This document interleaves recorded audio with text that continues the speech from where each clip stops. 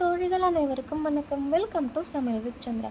இன்றைக்கி நம்ம சேனலில் கால்சியம், அயன் இந்த சத்தெல்லாம் அதிகமாக இருக்கக்கூடிய ஒரு ஆம்லேட் தாங்க பார்க்க போகிறோம். உங்கள் வீட்டில் யாராவது முருங்கைக்கீரை சாப்பிட்லன்னா அவங்களுக்கு இந்த மாதிரி செஞ்சு கொடுங்க, லைக் பண்ணி சாப்பிடுவாங்க. முருங்கைக்கீரையை உருவி வாஷ் பண்ணி ஒரு பக்கம் எடுத்து வச்சுக்கலாம்.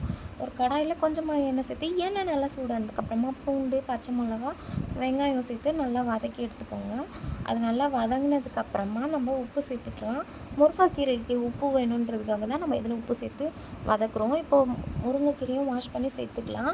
இது நல்லா வதங்கட்டும். அது நல்லா வதங்கினதுக்கப்புறமா நம்ம ஆற வச்சுக்கலாம். ஆற வச்சுட்டு தான் நம்ம இப்போ இதை முட்டையில் சேர்க்க போகிறோம்.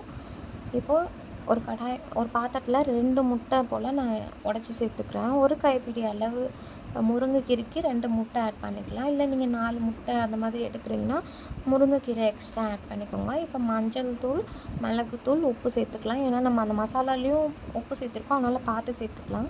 இப்போ இது எல்லாத்தையும் நல்லா மிக்ஸ் பண்ணி முட்டையோட நல்லா அந்த மசாலாலாம் மிக்ஸ் ஆனதுக்கப்புறமா நம்ம அந்த ரெடி பண்ணி வச்சுருக்க முருங்கைக்கீரையும் சேர்த்து நல்லா மிக்ஸ் பண்ணி எடுத்துக்கலாம். இப்போ இது எல்லாத்தையும் நல்லா அடித்து எடுத்துக்கோங்க. நல்லா மசாலா, அதுக்கப்புறம் அந்த முருங்கைக்கீரை, முட்டை இது எல்லாம் மிக்ஸ் ஆகிற அளவுக்கு அடித்து எடுத்துக்கலாம். இப்போ கொஞ்சமாக தோசைக்கல்லில் எண்ணெய் தேய்ச்சிட்டு எண்ணெய் நல்லா சூடானதுக்கப்புறமா நம்ம ஆம்லேட்டாக ஊற்றி எடுத்துக்கலாம். மார்னிங் பிரேக்ஃபாஸ்ட் ஹெவியாக சாப்பிட வேணாம்னு நினைக்கிறவங்க, இல்லை இந்த டயட்டில் இருக்கவங்களுக்குலாம் இது ஒரு ஃபில்லிங்கான பிரேக்ஃபாஸ்ட்டாக இருக்கும். நீங்கள் பாருங்கள், அவ்வளோதான், நம்மளோட முருங்கைக்கீரை ஆம்லேட் ரெடி ஆகிடுச்சு. இந்த மாதிரி வீடியோஸ் எல்லாம் பார்க்க என்னோடய இன்ஸ்டா பேஜை ஃபாலோ பண்ணிக்கோங்க. அதுக்கப்புறம் என்னோடய சேனலையும் சப்ஸ்கிரைப் பண்ணிக்கோங்க. நன்றிங்க.